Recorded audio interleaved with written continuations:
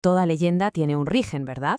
Pero algunas nacen del fuego, de la ceniza y de la traición más absoluta.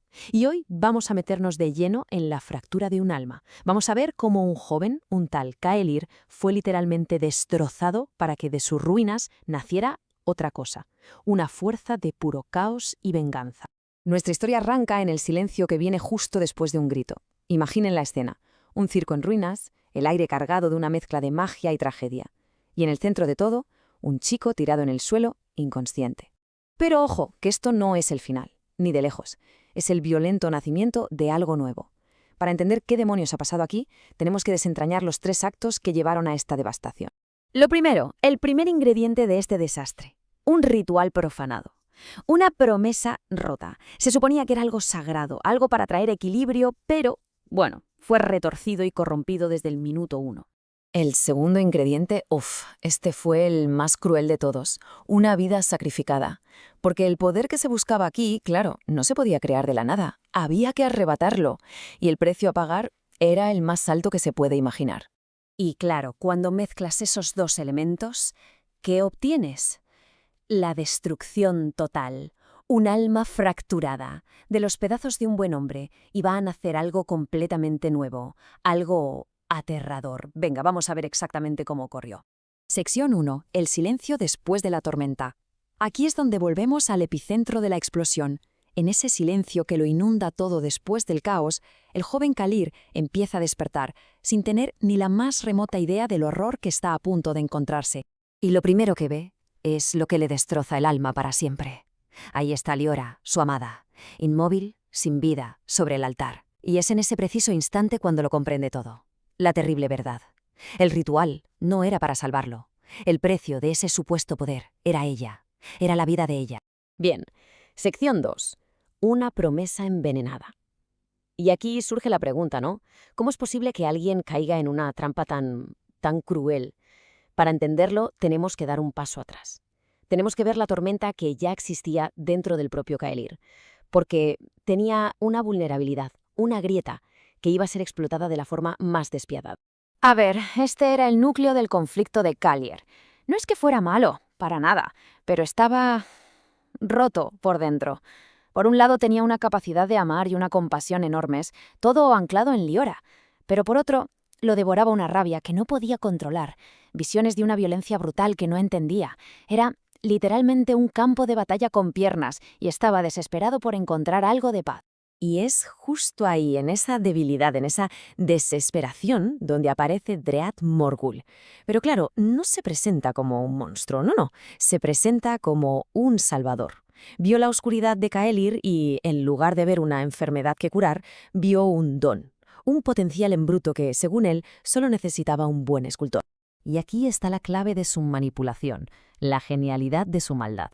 Dread no le dice reprime esa rabia, le dice todo lo contrario, úsala. Le suelta algo como: esa rabia no es una maldición, es combustible, puede enseñarte a usar ese fuego.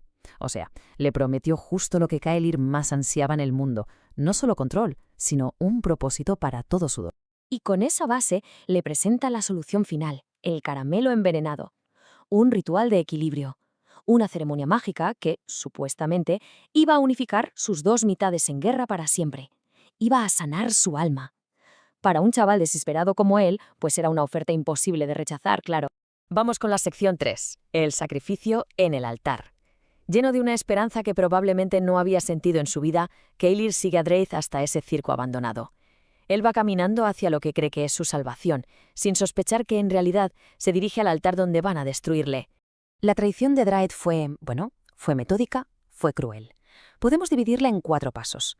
Primero, la oferta: explotar la debilidad de Caelir. Segundo, la mentira: disfrazar el horror de cura. Tercero, la trampa: usar a la persona que Caelir más quería en el mundo como cebo. Y finalmente, el horror: el momento en que se revela que el ritual no busca equilibrio, sino dominación, y que para ello se necesita un catalizador. La lógica del ritual era absolutamente perversa. Para poder desatar del todo la oscuridad de Caelir, había que apagar su luz, había que destruir su ancla con la humanidad. El catalizador para su transformación era ella. El sacrificio tenía que ser Liora. Y en el momento en que el ritual culmina, la energía reprimida de Kylir y la esencia vital de Liora chocan de forma brutal. El resultado es una explosión cataclísmica de luz y oscuridad que no solo revienta el circo por los aires, sino que desgarra el alma de Kylir en dos. Y llegamos a la sección 4, el nacimiento de dos almas. Cuando toda esa energía se disipa, volvemos a encontrar a Kylir tirado en el suelo. Pero ahora ya sabemos la verdad. El ritual no falló. Al contrario, tuvo un éxito terrible. No unificó su alma, la partió por la mitad.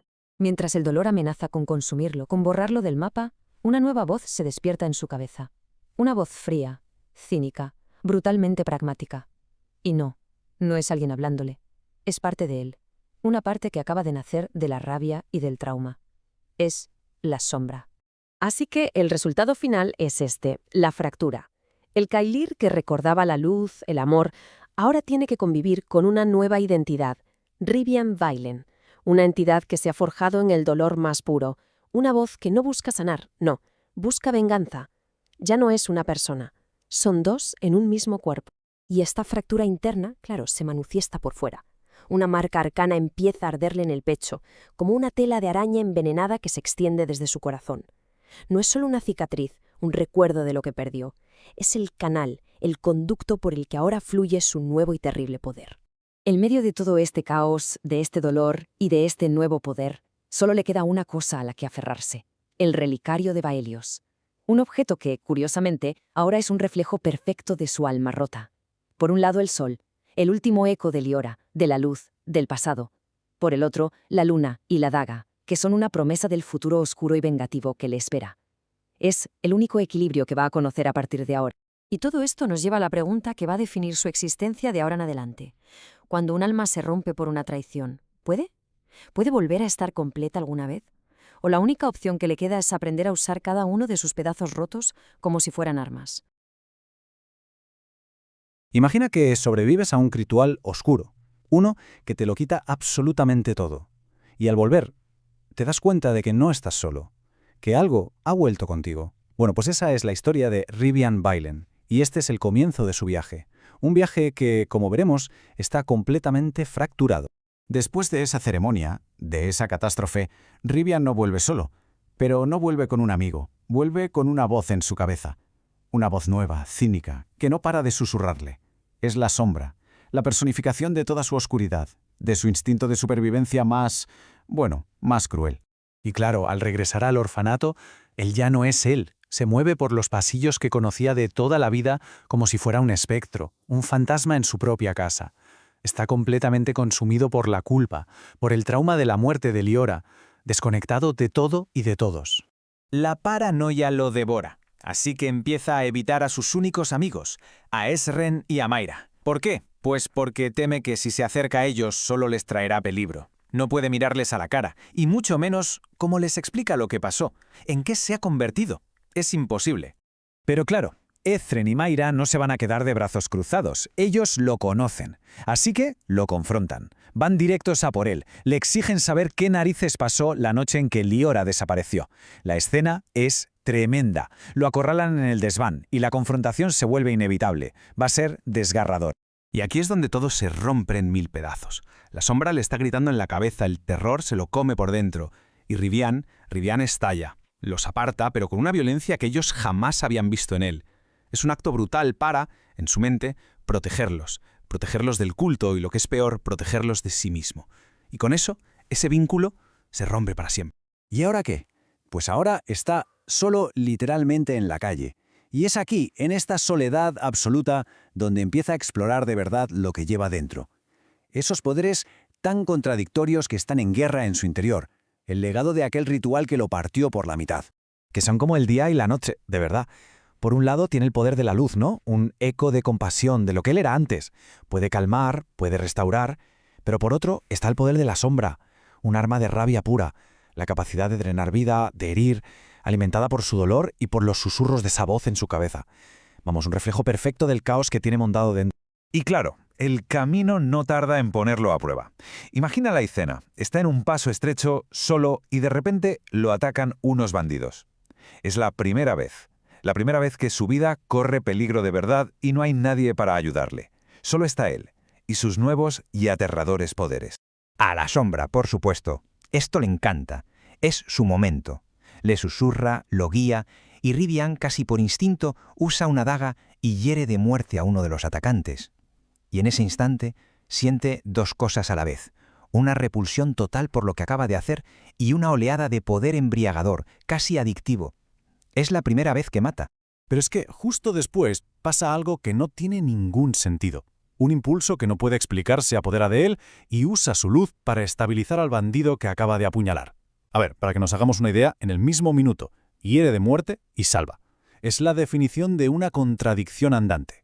Después de este incidente, por llamarlo de alguna manera, Rivian entiende que no puede seguir así. Necesita respuestas, y su viaje lo lleva a un sitio muy concreto: el Templo en Ruinas del Sol Poniente, un lugar legendario, del que se dice que guarda secretos sobre el equilibrio entre la luz y la oscuridad, justo lo que él necesita.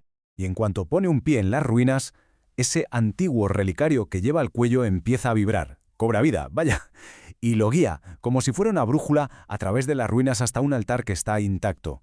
Para él, esta es la señal, está en el sitio correcto, aquí va a encontrar algo. Lo que pasa a continuación es de película. La reliquia lo guía al altar, la coloca sobre la piedra y ¡bum! El altar responde con visiones. Y estas visiones le revelan un compartimento secreto. Dentro hay un pergamino. Pero ojo, no es un mapa del tesoro, es un manual de instrucciones. Un manual que le explica sus poderes, pero que también le advierte de un peligro enorme: la transformación forzada. El pergamino habla de algo llamado transformación forzada. ¿Y qué es esto? Pues básicamente es una técnica que le permite usar una emoción pura y muy intensa, como el odio absoluto, para forzar a la reliquia a convertirse en un arma, amplificando su poder una barbaridad. Suena bien, ¿verdad? Pues no, el coste es altísimo, su propia cordura. Cada vez que lo haga, su mente se romperá un poco más. Así que tenemos la situación: el pergamino con las instrucciones, la sombra en su cabeza diciéndole «¡Vamos, hazlo, úsalo!» y Rivian, desesperado por entender, por controlar lo que le pasa. La decisión es casi inevitable. Decide probarlo. Decide seguir las instrucciones del pergamino. Y el proceso es brutal. Se concentra en todo su odio, en toda la rabia que siente por el culto, en el dolor por Liora, lo coge todo, todas esas emociones negras, y las vierte, las canaliza directamente en la reliquia. ¡Y funciona! ¡Vaya si funciona! El metal se retuerce, casi grita, se afila y se transforma en su mano. Por primera vez, sostiene una daga hecha de pura oscuridad. Y la sombra, en su mente, está eufórica. Esto es poder, esto es libertad. Para ella, no es una maldición, es justo lo que estaba esperando. Pero claro, el pergamino ya lo avisaba, el subidón de poder es increíble, se siente imparable, pero justo después viene la caída. Un vacío emocional que lo deja helado. Un dolor de cabeza que casi le parte el cráneo. Una señal clara de que su mente se está fracturando. Y lo peor de todo, la sensación de querer más. Esa adicción al poder puro. Con este nuevo conocimiento, con esta arma terrible, todo cambia. Su viaje como víctima, como fugitivo, ha terminado. Ya no huye, se da la vuelta, mira hacia el camino que ha recorrido y se dirige a las colinas. La presa se ha convertido, por fin, en el cazador. Y esto nos deja con la gran pregunta, ¿no? Un alma que se ha forjado en el odio, con un poder que se alimenta de la oscuridad, ¿puede de verdad encontrar el equilibrio? ¿O está destinado a que esa misma oscuridad que le ha dado fuerza termine por consumirlo por completo? De la respuesta a esa pregunta depende todo. Vamos a meternos de lleno en la historia de Rivian Beilen, una historia que nos enseña cómo la traición, cómo el dolor más profundo puede convertir a una víctima en algo más. En una fuerza de la naturaleza, sí, pero con un propósito que da auténtico pavor. Esta frase es que lo clava, ¿verdad? Nos mete de lleno en la atmósfera. Es oscura, es vengativa y nos deja claro que lo que viene no es una simple pelea. Ojo, que no hablamos de una venganza normal y corriente. Esto es una cruzada, una religión personal. Y madre mía, estamos a punto de presenciar el primer sermón y va a ser de fuego y sangre. Bien, ¿y qué pasa después? Pues que Rivian, tras escapar de esa secta que casi acaba con él, no se queda de brazos cruzados. Para nada. Encuentra un pergamino antiquísimo que resulta ser ni más ni menos que el manual de instrucciones para ese misterioso relicario que lleva al cuello. Y claro, este hallazgo lo cambia todo, le da una nueva perspectiva sobre quién es y en qué se está convirtiendo. Y ojo con el relicario, que no es un cachivache mágico cualquiera, no, es un amplificador. Y uno muy peligroso. Fijaos en la descripción, es que es brutal. No crea poder, sino que amplifica lo que ya hay dentro. La luz, la oscuridad, el dolor, toda esa guerra interna de Rivian. Y entender esto es fundamental, porque nos va a permitir comprender el uso tal calculado y francamente aterrador que le va a dar a sus habilidades. Así que con el pergamino en la mano, Rivian encuentra un método para su locura, por así decirlo. Pasa de ser una víctima de sus propios poderes a ser el maestro de la orquesta. De repente puede elegir invocar la luz para sanar o invocar la sombra para corromper. Y lo más heavy de todo, como vemos en ese último paso, es que aprende a forjar su propia arma a partir de su propia maldición. Tremendo. Y aquí está el meollo de la cuestión, el terrible dilema de Rivian. Por un lado, la luz, ese eco de humanidad que aún le queda, pero que lo deja hecho polvo, agotado. Y por otro, la sombra, nacida de su trauma sí, pero que le da un poder descomunal. ¿El problema? El precio a pagar es, literalmente, su alma. Cada vez que tira de la oscuridad, se aleja un poquito más de la persona que una vez fue. Vale, con este nuevo control sobre sus poderes, la cosa se iba a poner interesante. La confrontación era inevitable. Y esa confrontación llega en los muelles, cara a cara con Draith, su creador, su torturador. Este es el pistoletazo de salida de su guerra personal, un rechazo en toda regla a quien le convirtió en lo que es. Pero fijaos en lo curioso de la situación, en la mentalidad de Dredd. Él no está ahí para una pelea, no ve a Rivian como un enemigo, ¿qué va? Lo ve como su obra maestra, como un activo que se ha desviado un poco del camino. O sea, no está en esa niebla para destruirlo, sino para recuperar lo que él considera que es suyo, su instrumento. Y la oferta que le hace Dredd es que es para alucinar. Revela una arrogancia increíble. Le ofrece poder, un propósito, porque está convencido de que en el fondo quieren lo mismo. Pero se equivoca de cabo a rabo. No entiende en absoluto el nivel de odio que él mismo ha creado. Rivian no quiere poder, quiere aniquilación. La aniquilación de todo lo que Dredd representa. La respuesta de Rivian es que es sencillamente genial. Podría haber sido una batalla de poder épica, lo típico, ¿no? Pues no. Elige la humillación, le dice que no a la oferta, le declara la guerra y se pira usando una red de pescado podrido para distraerle. Pescado podrido es una táctica de rata callejera, no de un ser superpoderoso. Y esto nos demuestra que ha cambiado. Ya no es solo fuerza bruta, ahora juega en el campo de la astucia, de la guerra psicológica. Después de ese encontronazo en los muelles, las tornas cambian por completo.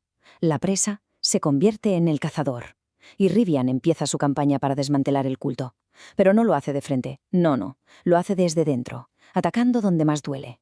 No a sus miembros, sino a su mismísima esperanza. Claro, para entender bien la estrategia de Rivian, primero tenemos que entender a qué se dedica el culto. Y su ambición es apocalíptica, literalmente. Su gran plan, como vemos aquí, es despertar a unas entidades antiguas, los señores que despiertan, usando los fragmentos de este cántico. Así que cuando Rivian decide robarlo, no está solo saboteando un ritual, está intentando parar un apocalipsis. Y su plan no es una serie de ataques sin sentido que va. Es una estrategia metódica, casi quirúrgica. Fase 1. Infiltración. Envenena suministros, culpa a otros, siembra el caos y la desconfianza entre ellos. Fase 2. Inteligencia. Se entera de que va a llegar el fragmento final del cántico, la pieza clave de todo. Y fase 3. El golpe. Un ataque limpio y rápido para robar ese fragmento y dejarlos a todos sumidos en el pan. Esta frase es que es buenísima. Nos muestra lo frío y calculador que es Rivian. Ha entendido perfectamente a su enemigo. Sabe que su mayor fortaleza, esa fe ciega y fanática, es también su punto más débil. Es como un castillo de naipes. Al quitarles el fragmento, no les roba solo un objeto, les quita la carta de la base. Ataca los cimientos de todo en lo que creen. Y todo esto, todo este camino, nos lleva a un único lugar. Al momento de la verdad. La confrontación final. Y no podía ser en otro sitio, el circo abandonado. El mismo lugar donde la vida de Rivian se hizo añicos y donde empezó este oscuro camino. El escenario está preparado para el gran acto final de su venganza. El culto se reúne, pero claro, les falta la pieza clave. Sin el fragmento, ¿qué hace Drive? Pues se la juega. Tira de desesperación y decide seguir adelante con el ritual basándose únicamente en la fe ciega de sus seguidores. Un movimiento a la desesperada, sin tener ni idea de que están caminando directos a la trampa que Rivian les ha preparado. Y justo en el clímax del ritual, aparece. Rivian se presenta ante todos y les enseña el fragmento. Y por un segundo, solo un segundo, los cultistas sienten un subidón de esperanza. Piensan, ha vuelto, viene a unirse a nosotros. Un error de cálculo, que va a hacer que lo que pasa a continuación sea todavía más cruel. Y entonces Un simple gesto, y todo se viene abajo. Pero ojo, Rivian no rompe el fragmento, va un paso más allá. Lo desintegra, lo convierte en polvo, usando pura energía de negación. ¡Puf! En un solo instante pulveriza su esperanza, su ritual y la razón de ser de todo el culto. Lo que viene después es caos, caos puro y absoluto. Rivian se desata, se convierte en un torbellino de poder. Lucha usando la luz y la sombra a la vez, una cosa terrorífica. Usa poder de sanación para romper huesos. Absorbe toda la energía del ritual fallido y la usa para potenciar sus ataques. Se enfrenta a Dread, a su mano derecha, Beskar, y para rematar libera toda esa energía en un pulso final que borra hasta la última marca del culto de toda la ciudad. Un acto de desafío definitivo. La batalla ha terminado. El caos se disipa. Pero la historia de Rivian, bueno, en realidad no ha hecho más que empezar. Y es en esa calma tensa y escalofriante después de la tormenta donde toma la decisión que va a definir quién es a partir de ahora. Y ahí está la escena final. Draed derrotado, a sus pies, esperando el golpe de gracia, la muerte que él mismo cree que se merece. Parece el final perfecto que Rivian siempre había soñado, ¿verdad? Pues no. Su venganza va a ser mucho, mucho más retorcida de lo que Draed podría haber imaginado jamás. La lógica de Rivian aquí es fría como el hielo y brutal. Piensa, matarlo sería un regalo, un final demasiado fácil. No. El verdadero castigo es dejarlo con vida, condenarlo a levantarse cada día y recordar su fracaso absoluto, a saber que su propia creación fue la que lo destruyó todo. Es la crueldad en su máxima expresión. Y este es el veredicto final de Rivian. Que nadie se confunda. Esto no es un acto de perdón, es una sentencia de por vida. Y con estas palabras, su transformación se completa. Se acabó la víctima. Ahora es Rivian Bailen, el fantasma crepuscular. Un agente implacable de una venganza, que no quiere la muerte, quiere el sufrimiento. Y con esto cerramos el círculo. Ha nacido un fantasma. Rivian ha eliminado una amenaza terrible, sí, pero ¿a qué precio? Su camino es gris, lleno de ambigüedad. La pregunta que queda en el aire ¿es un protector? ¿O se ha convertido en una plaga incluso peor que la que ha destruido? ¿Se ha convertido en el mismo tipo de monstruo que juró cazar? Ahí lo dejo para reflexionar.